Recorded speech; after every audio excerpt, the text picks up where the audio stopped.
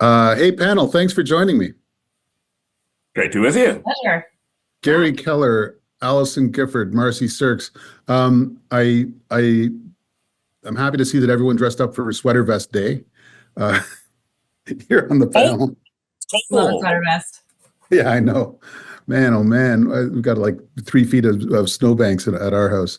Um, there's a lot going on. I think Canada is now currently under the threat of three separate sets of tariffs. Um, there's a hard reset for the conservative brand coming up on the weekend. But Allison, I find myself thinking about the NDP. Um, Latest Nanos poll has the NDP at 16.4%. The NDP had put out a memo this week warning that those dastardly liberals want an early election, which is not the way you talk when you want an early election. And so the question that comes to mind is, did the NDP, when the House prorogued at the beginning of January, did the NDP as a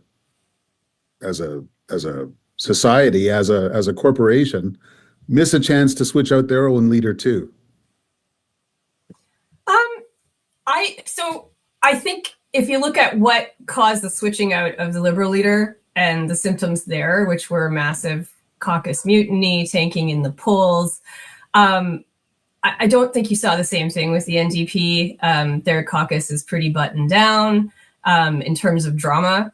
The polling numbers in January were, I think, about 18 or 19. That's not unlike any other NDP polling number going into a federal election. I even remember in 2011, 14, Jack Layton hit 14 going into the 2011 campaign. So I don't think that would be enough. I also think that, just given there was the explosive drama that happened with Trudeau, but at the same time, there have been leadership campaigns to usurp Trudeau within the Liberal Party for probably 2 to 3 years that have been loud enough to have been very well known by all of us. I don't see the same thing in the NDP side. I don't see somebody waiting to be coronated there. So I think that it would be a lot for the party to consider to do that. I think it would be bringing a lot on themselves, and I don't think that they see the same evidence that was overwhelming on the Liberal side to make that decision. So no, I think that they'll stick with the leader and go through the next election and then reevaluate after that. But I think it's comparing apples and oranges. Okay. Now, between here and the next election, there is either a choice by a new Liberal Prime Minister to go straight to an election and not meet the House, or there is a decision by opposition parties. Do they defeat the government?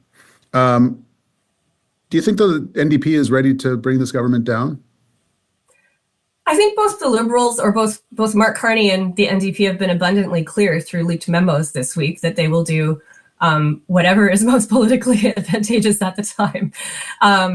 And so that's kind of politics. And given the current circumstances, I think everybody does need to afford themselves room to maneuver.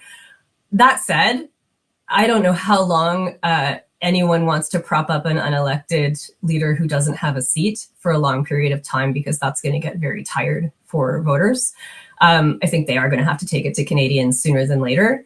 But this is a very strange time, and I think both have said that they're leaving doors open to recall Parliament if necessary, and to seek a broader mandate. But I don't think that can continue for very long, if that makes sense. Okay. I mean, I've been pretty tough on Carney, but I did like it this week when he said, I don't have to make that decision yet, so I haven't made it." It's a nice break from all these other people who are trying to sound like the voice of doom all the time. Which brings us to the Conservatives. Hey, Garry, where are you going to be tomorrow? Oh, you're not going to be at this thing. I'm not going to be there.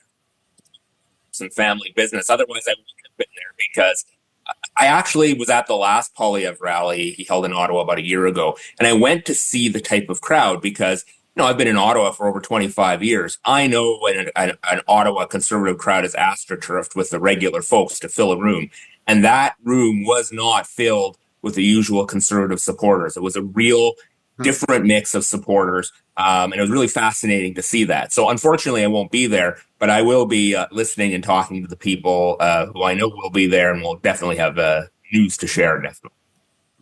Gary's joining us from beautiful metropolitan Powassan, if I'm not mistaken. Uh, What does Poilievre have to get done tomorrow? Is this just another Saturday? Is just this the 20th rally out of the last 20, or does he have some business to take care of? Yeah, well, before we get to tomorrow, there's today. The Conservative Party is having a caucus meeting today. And, Conservative caucus meetings, I don't know about other parties. I've never sat in other parties' caucus meetings. I have heard that, Liberal caucus meetings, in order to get on the agenda, you have to apply to the whip and maybe 2 weeks in advance before you're granted. Conservative caucus meetings don't run that way. Conservative caucus meetings are a bit of a free-for-all when it's open mic and 50 people rush to the mics to have their voices known. It would be fascinating to be a fly on the wall in there today to hear what Conservative caucus members are saying based on what they're hearing on their doorsteps in their constituencies. They've been there since December, and especially with Donald Trump. So he's got to take care of some internal business today, and we'll see what comes out of that. I'm sure there'll be lots of media and reporters hanging around West Block to try to garner some information out of that.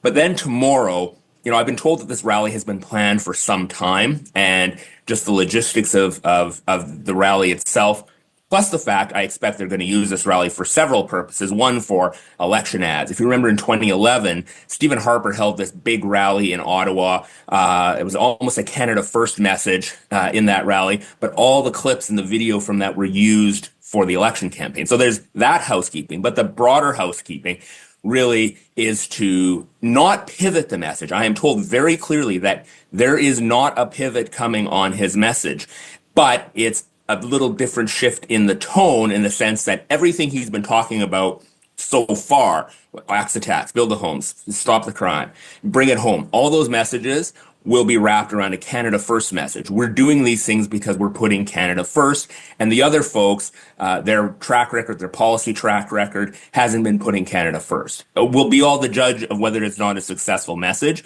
but that is what he is trying to do. It's maybe a pivot, not a pivot, but I'm told explicitly this is definitely not a pivot by the Conservatives. It's just wrapping that message around a Canada First message. So you're going to see a lot of flags. It's Flag Day tomorrow. You're going to see a lot of that type of imagery, but expect to hear some of the same messaging. And some of the policy announcements he's made to date, the Arctic policy the other day, is designed to fit within that Canada First messaging. Allison and Marci, whoever wants to take this one, how worried should Poilievre be? And how effective do you think he's been in adjusting to this very new reality where Donald Trump is being Donald Trump, and the country seems to have elected Mark Carney as the next Liberal leader already? I'll go in first, and Allison, if you want to pick up, please do. I'll say only this. I do think tomorrow is a really important moment for the Conservatives. It's the political story of the weekend and leading into next week, for the exact reasons Garry outlined, and because Mr. Poilievre has actually not been. He hasn't been terribly effective in the last number of weeks. That's my opinion, but I really don't think he's been very present. He's not presenting as a prime minister in waiting. I think he tried to on his northern swing earlier this week. He looked a little bit more prime ministerial. And quite frankly, at this point, the thirst from Canadians is for somebody who can control the situation to the extent possible in the face of what we are dealing with the American threats. Canadians are looking for someone to be in charge, large and in charge. And I'm not sure that an opposition leader who has spent really the last few years, and I heard Garry say, the message track isn't really going to change. I think it is going to change a little. I think they're moving from Canada is broken to some of the policy sets were broken. I think they're tampering the direct hits on this country that they were leveling, that Mr. Poilievre was leveling quite liberally, small L liberal, liberally in the past, to present a message that appears more coherent and more focused on national unity and the country's best interests. But that has not been his track. And it may not be a pivot, so to speak, but it's a change. It's a shift of sorts. And Canadians are going to be watching to see if he looks like a leader. Canadians are not looking for an opposition leader right now. They are looking for a prime minister. Okay. In the middle of all of this, Stephen Harper shows up. which is not something that happens a lot. Garry, did you follow his remarks at that at the launch for his new book on Canadian flags, where he essentially said, "We will fight Donald Trump to the last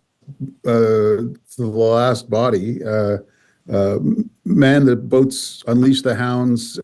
Canada should accept any sacrifice to show this guy what for." It was a reminder of a gear that Harper had in him that maybe not everyone else does have. Do you think there was some motive behind it? And do you think he'd have said that if he was still prime minister? An interesting question, Paul. I happened to be there. He was launching his new book called Flags of Canada. He's a self-professed flag geek. And given that it's Flag Day tomorrow, it was actually interesting hearing some of the debates on how we got to the flag as it is today. Marjorie Le Breton was also there, by the way, and she lived through it. She used to work for Mr. Diefenbaker back in the day. So that aside, it was a fascinating moment. But it wasn't actually part of his prepared remarks. It was in response to a question from somebody in the audience talking about the threat of tariffs and what would you kind of do if you were prime minister? And it was a full-throated defense of Canadian pride, Canadian nationalism. The response in the crowd was visceral. People gave him a standing ovation. And it was a very, I think, emotive moment in that room, given the threat that we're facing. Now, I like to think that Mr. Harper, if he was still leader, would have given that kind of comment.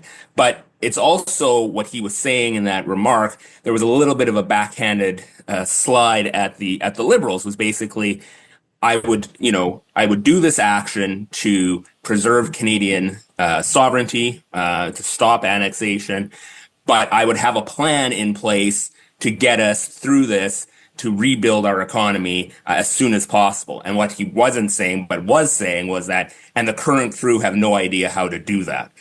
So that was sort of the unstated part of the conversation. But yeah, it was well received, and we'll see if Mr. Poilievre adopts some of that rhetoric in either tomorrow or in the coming days. Allison, it's a weird moment where the country seems to be ahead of the politicians a little bit. I mean, Donald Trump is threatening all of these tariffs. I've got friends who are passing around product lists of Canadian substitutes for popular American brands, announcing that they've canceled travel to the United States. And it does feel like nobody has really captured that mood among our elected leaders. And they've got a lot to think about. They've got to worry about what's prudent rather than just what feels good. But I mean, do you feel the same sort of thing I'm feeling, that there's a tone missing from the discourse? Yes and no. I mean, our economy is so intertwined with the U.S. economy, and I guess it's really easy for Harper to say that. It reminds me of when Doug Ford said, "We're going to cut off all the energy." And I mean, sometimes from a negotiating perspective, maybe it's good to have the hubris from outside of the prime minister. But in reality, we can't just change course instantly. We might be a branch plant country, but that's what we are. And a lot of those integrations mean Canadian jobs. So, you can pass around the lists, but there are certain things on those lists that if you boycotted Coke operations, for example, that's, probably tens of thousands of jobs. So I wouldn't be that simplistic about it. It's been a relationship that's several years in the economic making, and you can't untangle it. I think the other thing is that Donald Trump is the king of shock and awe and flooding the zone, but we have been through this before, and there is much more patient diplomacy that needs to happen to preserve long-term economic interests for our country as well. But I do agree on the point that Mr. Harper made secondly about reorienting our economy and the focus on industrial policy. And I'm sure there's no place in the next election campaign to talk about industrial policy, but we do need to consider how we keep our IP in the country, how we keep our supply chains in the country, how we get critical minerals out of the ground, and how we get our house in order a little bit better to be better insulated in the future. Yeah, Allison's point, maybe. Sorry, I was just going to say, I was just going to say, let's hope that we don't have a Kim Campbell moment in the next election where, this is not the time to talk about policy. But absolutely, this coming election is really a time to talk about policy and the different options that the parties are offering. Sorry, Marci. Not at all. I was going to say something. I was going to say something similar, but one of the things that's actually been really fascinating in the last number of weeks to watch play out, Paul, where I do actually think leaders are capturing the moment. I watched with great interest Minister Anand speaking in Halifax, I think it was last week, and she said that interprovincial trade barriers could be eliminated, not reduced, eliminated in 30 days. Now, we'll see if that's actually feasible. That's a hell of a heavy lift for an issue set that's been at the top of the agenda for the Council of the Federation and for the Federation for 30 years, to say that it can be all but done in a month with political will. But let's assume that even if it's not 30 days, that it is a tighter time frame, that this actually could be accomplished, that we could look across the jurisdictions of this country and say we are stronger, united, and we have to shift how we do business. That in and of itself would be a monumental change in terms of how we could actually then conceive of industrial policy and finding markets abroad. So I actually think some of that sentiment is being captured. It's not in the grassroots sense, but some of these big policy shifts that people are now vocalizing would be hugely advantageous to Canada at this time if the political will truly exists. Okay. So, Marci, this also just sounds like just a hell of a lot of work for the Prime Minister of Canada. By whom, of course, I mean Mark Carney. We're at the Lord knows I haven't been out there campaigning for the guy, but we're at the point, I think, in the Liberal race where the question arises: should everyone just down tools and admit that this guy is going to be the next Liberal leader? And then the question that comes to mind is that in his interest, or does he need cover for a while yet? I actually think it is in everyone's best interest, and not only Liberals, but actually the broader electorate, to allow for this process to unfold in the time frame that it will. And I mean that not only because it gets cover, but actually because, as we've said on this program and elsewhere, Mark Carney remains a very untested commodity in terms of his political chops. And at minimum, having him face debates in both official languages is an important moment. To me, that's actually the last important thing to give in this campaign. Clearly, he's playing a leader's campaign. He's not putting out a ton of policy at the moment. His opponents are putting out policy, and that's also good for debate and ideas, because that is the point of a leadership. It is an opportunity for renewal within the party. Carney has been keeping his powder dry, but again, it's those debates that are going to matter. I would certainly like to see him out more in public, speaking more to the media, so that we can get more of an appreciation of where he's going. But I completely understand the safe game. But the debates are what's left to watch, and they are important. And so to that end, Paul, I think it's really critical for all of us as voters, regardless of what party we find ourselves in, to have a better appreciation of what is on offer for the big chair in the next election. Does anybody want to rebut that point or pile on and say it more? Because when I say it, a lot of my readers say I'm being mean to them.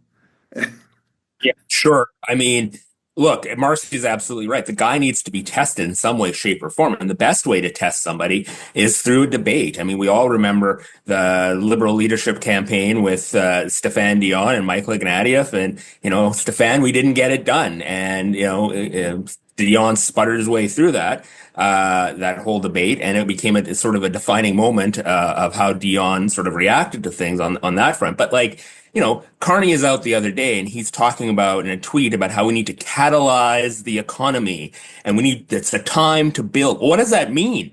That's just, Carney says that Poilievre is full of slogans and he wants to catalyze the economy in a time. But that's meaningless. It's one thing to put it out in a tweet and on a stump speech in front of 200 people in Regina. It's another thing when you're doing it in a debate with Chrystia Freeland, who, whether you like her or don't like her, I mean, she's been in the House of Commons for over 10 years and has done the cut and thrust of debate, whether it's in a question period or you name it. It's going to be an interesting moment, I think. Does the debate offer Freeland or Karina Gould or what's his name, the billionaire from the West Island, does Frank Bayless? Does it give any of these people a chance to catch up? It's good. Is this Ruby Dalla's moment? Is what I'm saying. I'll be very quick on this. I actually think both Freeland and Gould are very strong debaters, and they will be viewed in a positive light coming out of the debate, whatever the end result is. So I do think it gives opportunity, but again, the key here is for the presumptive front runner to demonstrate that he has the chops to turn around into a general and debate the other leaders. Okay. Well, I think we'll wrap it up there. We're all looking forward to seeing what Mr. Poilievre, what kind of rabbit he can pull out of his hat this weekend. And we'll talk again shortly. Thanks for joining me. Great to be with you as always.